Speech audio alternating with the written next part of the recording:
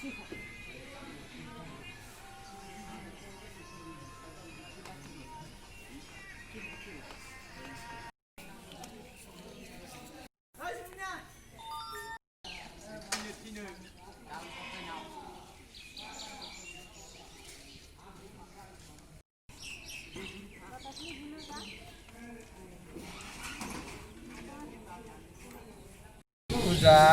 এবারত পরপর 3 বছর ইয়া 2 বছর থেকে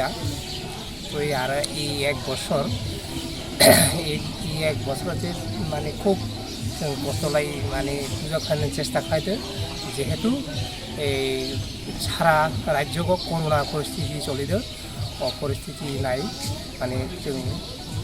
একটু কষ্টলাই মানে তারপরও 3 বছর কারণে ভাই जों পূজা একটা